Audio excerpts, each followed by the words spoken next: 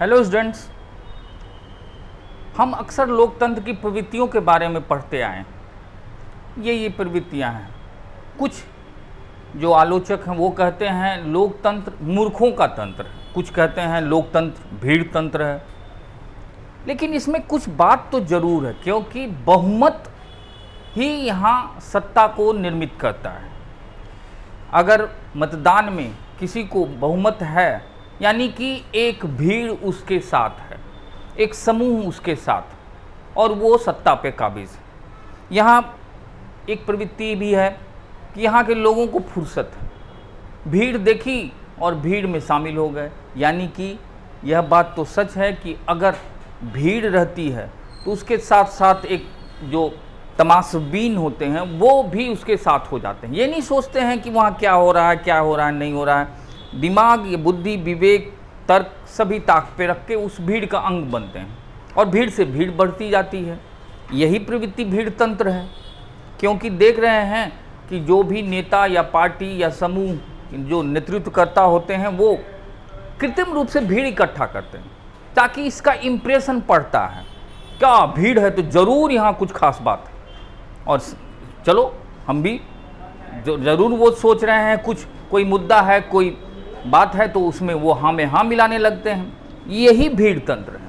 अगर मान लीजिए कोई चुनाव में कोई मुद्दा बनता है कि इस मुद्दे पर है और उसमें भीड़ शामिल होती है, तो बिना सोचे समझे अधिकांश लोग उसके साथ हो जाते हैं। यही भीड़ तंत्र है। अपना बुद्धि तर्क सब खत्म हो जाता है। लोकतंत्र की यह प्रवृत्ति भीड़ तंत्र बहुत ही खतरनाक स्तर पर आज मॉब लिंचिंग में बदल गई।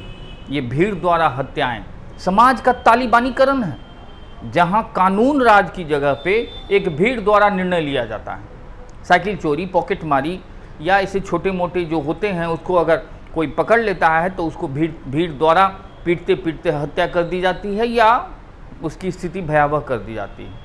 लेकिन यह मॉब लिंचिंग आज भारत में एक प्रवृत्ति के रूप में उभरा है। इसका नकारात्मक प्रभाव है कि पहले भीड़ द्वारा किसी की हत्या होती थी, पॉकेट मार, साइकिल चोर, चप्पल चोर, बहुत तरह के हैं, तो उसको लोग समझते थे कि चलो ठीक है। लेकिन यह जो मॉब लिंचिंग है अब एक नियोजित और प्रायोजित ढंग से टारगेट करके किसी की हत्या की जाती है, क्योंकि भीड़ के इस हत्या का मॉब लिंचिंग के संबंध में कोई कानून नहीं है। भीड़ ने इसकी हत्या की तो केस भी भीड़ पर केस बनता है और उसका कोई निर्णय नहीं होता है। और सीसी कैमरा हो या फिर जो भी हमारे पास उपकरण है उसके द्वारा अगर भीड़ का फोटोग्राफी या उसका होता भी है तो बहुत कम लोग इसमें सामने आते हैं और अंतोगत्वा कोई चश्मदीद नहीं मिलता, कुछ नहीं होता, ये सब रफा दफा हो जाता है। लेकिन इधर जब से स्थिति ये हिंदुत्व का जो उभार निकला है, इस हिंदुत्व के उभार में भीड़ द्वारा कुछ लोगों की हत्याएं टारगेट बेस होती, जिसमें खास बात यह है कि भीड़ द्वारा गौमांस विक्रेताओं को टारगेट करके उनको पकड़ के भीड़ द्वारा हत्या कर दी जाती है। इधर लव जिहाद के मामले में ऐसे मामले सामने आ रहे हैं। यही सब टारगेटेड है। वही नहीं, इतना ही नहीं, इससे आगे भी किसी को चुनना है, किसी को मारना है, तो वो भीड़ 10-5 लोग हल्ला करके हो करके उसको पकड़ लेते हैं और बच्चा चोर के नाम पर ये सब साइकिल चोर या किसी तरह का आरोप के साथ वो भीड़ द्वारा हत्या कर दी जाती है। दूसरे लोग भी शामिल हो जाते हैं और उसकी हत्या हो जाती है। और सरकार या कोई कानून व्यवस्था इसको नियंत्रित करने में असमर्थ दिखती है। यह जो भीड़ तंत्र है, यह जो मॉब लिंचिंग है, इसकी प्रवृत्ति कहाँ से उभर रही है, क्यों हो रही है? इसके पीछे जो कारण है उसकी मानसिकता का कारण है। वास्तव में स्थिति इतनी भयावह है, आर्थिक रूप से लोगों की स्थिति, कि वो आर्थिक दबाव में इतने तनाव में है कि उस तनाव को दूर कर, उस तनाव का बदला कहीं और लेते हैं। किसी की गलती पर किसी पर उभारा जाता है, कहीं से कहीं का मुद्दा कहीं आ जाता है। कभी किसी ने कुछ किया, उसका बदला चलो इससे ले लेते हैं, और वो निरीह प्राणी मारा जाता है। लेकिन कहा जाता है ठीक है, अगर कोई बच्चा चोर पकड़ाता है तो उसकी हत्या भीड़ द्वारा कर दी जाती है कि कानून व्यवस्था कुछ नहीं करेगी, कानून के सामने में ये बरी हो जाएंगे। या चोर पकड़ाया या कोई हत्यारा पकड़ाता है, तो भारतीय कानून व्यवस्था को क्यों बनाया गया है? अगर जैसे को तैसा का निर्णय अगर होने लगा तो क्या इसमें क्या अंतर रह जाएगा? एक कानून का राज और एक भीड़ तंत्र का राज। और स्थिति इतनी भयावह हो जाएगी कि जब सारा निर्णय भीड़ करने लगेगी, समूह करने लगेगा, तो इसी में जो प्रभु समाज है, जो उसमें ताकतवर हैं, उनकी सत्ता होगी और उसमें कानून व्यवस्था, न्याय और सारा मानवीय तत्व सभी बेकार हो जाते हैं। यह भीड़ तंत्र की बात जो सामने आ रही है, यह लोकतंत्र में एक गलत प्रवृत्ति की ओर अग्रसर हो रहा है और इसका परिणाम हमेशा समाज को ही उठाना पड़ता है। वैसे इस सारी चीज़ों को अगर हम गौर से देखें तो यह भीड़ कृत्रिम रूप से क्रिएट किया जाता है। जैसे अगर कोई कहीं पार्टी की रैली है, कहीं कोई बैठक है, कहीं कोई संस्थान खुल रहा है या कहीं कुछ हो रहा है, तो लोगों को अधिक से अधिक इकट्ठा करने के लिए कृत्रिम रूप से पैसा देकर लोगों को इकट्ठा किया जाता है, भीड़ बुलाया जाता है ताकि इसका इंप्रेशन पड़े कि रैली सफल हुई या बैठक सफल हुई या उस कोचिंग में बहुत भीड़ है तो वहाँ लोग अच्छे टीचर होंगे, अच्छा पढ़ाई होती होगी। और इसके लिए एक विज्ञापन का भी गेम होता है। ये जो विज्ञापन है, ब्रांड की बात होती है, इसमें सभी इस ब्रांड के चक्कर में हैं। ब्रांड है तो बेहतर होगा। अरे कौवा कान लेके जा रहा है तो हम कौवा के पीछे चल देते हैं, कान को देखेंगे नहीं। और दूसरा ऐसा कर रहा है, उस ब्रांड का है, उस अच्छे गेटअप सेटअप वाले, इंफ्रास्ट्रक्चर वाले, चमक दमक वाले शोरूम में या कोचिंग में या कहीं भी जा रहे हैं तो अच्छी पढ़ाई होती होगी, अच्छा चीज़ मिलता होगा। एक कहावत भी है कि इस तरह की बात में नामी बनिया का झांट बिकता है। ये जो बात है कि ब्रांडिंग जो शुरू हो गई है और आपको ब्रांड बनना है, बहुत आसान है। आप अच्छा सा उसका पैकिंग कीजिए, गेटअप सेटअप दीजिए, लुक दीजिए, अच्छा सा रिसेप्शनिस्ट बैठाइए, लड़की को बिठाइए, हॉल में एक अच्छा सा सोफ़ा सेट और तमाम चीज़ों का इस्तेमाल कीजिए। लड़के अपने आप आएंगे या फिर उस होटल में अपने आप लोग आप जाइएगा या उस किसी दुकान में। ये ग्लैमर की दुनिया, विज्ञापन की दुनिया, ये सब इसी भीड़ तंत्र का एक अंग है। भीड़ है, उधर ही चल देते हैं।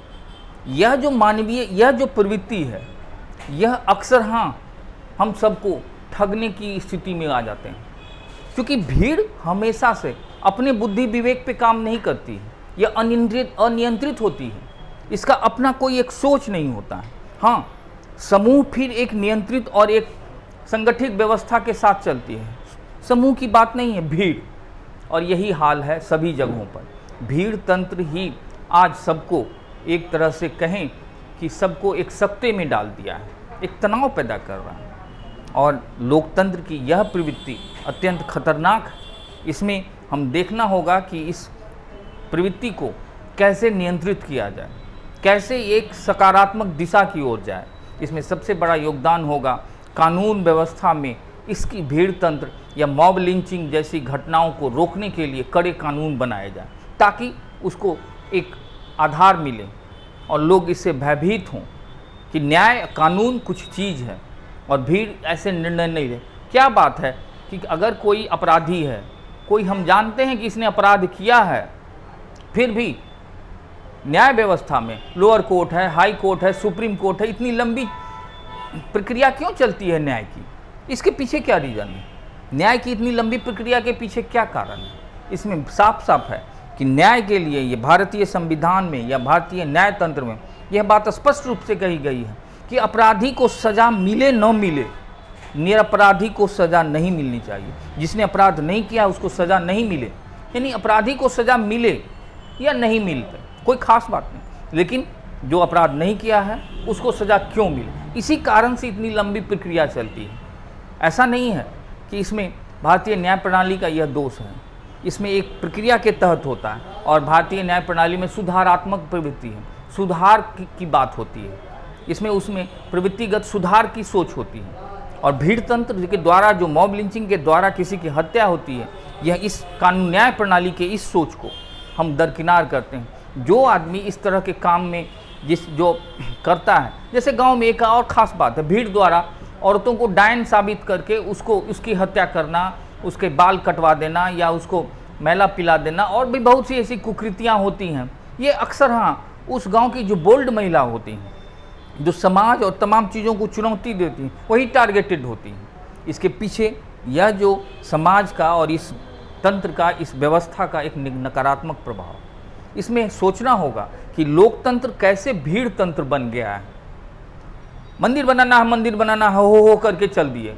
आरक्षण का विरोध कर रहे हैं, चल दिए। आरक्षण के समर्थन में चल दिए। लाठी रैली हो रही है, चल दिए। अरे भीड़ का अंग काहे बनते हैं? भीड़ का अंग के बनने से ज़रूरी है कि हमें अपना जो विवेक है, अपनी जो तर्क शक्ति है, अपनी जो सोच है, उसको इस्तेमाल करना होगा। और सारी चीज़ों का जो मॉब लिंचिंग है या ब्रांडिंग है या भीड़ क्रिएट किया गया व्यवस्था है या एक ग्लैमर है, विज्ञापन है, देखा देखी है, इन सबों से बचना होगा। तभी आपका अस्तित्व और आपका सारा चीज़ बचेगा। इसमें आपकी जो सोच है उसको इस्तेमाल करना ही होगा, नहीं तो आप हर जगह ठगाते रहिएगा, हर जगह आप बेवकूफ़ बनिएगा और बाद में पछताइएगा। इसी कारण से इस भीड़ तंत्र को लोकतंत्र नहीं बनाना है और मॉब लिंचिंग जैसी घटनाएं जो होती हैं उसको हम एक अवरोध के रूप में, उसको विरोध के रूप में सामने आना होगा। लेकिन एक दुखद बात हम अक्सर अभी देख रहे हैं कि आप लोग जो देख रहे हैं मेरे इस वीडियो को, इससे आपके कमेंट में कुछ नहीं आ रहा है। इसलिए कमेंट की लिखिए कि ताकि आपके जो विचार हैं, आपका जो सोच है, उसको हम और एक स्वरूप दे सकें। मेरी कोशिश होगी कि अगर आप इस सोच से आप मेंस का पेपर लिखते हैं या इससे आप इंटरव्यू बोर्ड में जवाब देते हैं या कहीं भी समूह में बोलते हैं, तो आपकी एक सोच निर्मित होगी। आप एक स्पष्ट व्यू से आगे बढ़िएगा, आप बौद्धिकता के साथ काम कीजिएगा। लेकिन अगर आप कमेंट लिखिएगा तो उससे हम यह जान पाएंगे कि आपको कुछ समझ में आया है, आपने क्या समझा है। इस तरह आप कमेंट भी कीजिए। लाइक और सब्सक्राइबर की तो बात करना ही बेकार है आप लोगों से। आप चुपचाप लिखते हैं, पढ़ सुनते हैं, चल देते हैं। इसलिए आपकी मर्जी, बाकी सब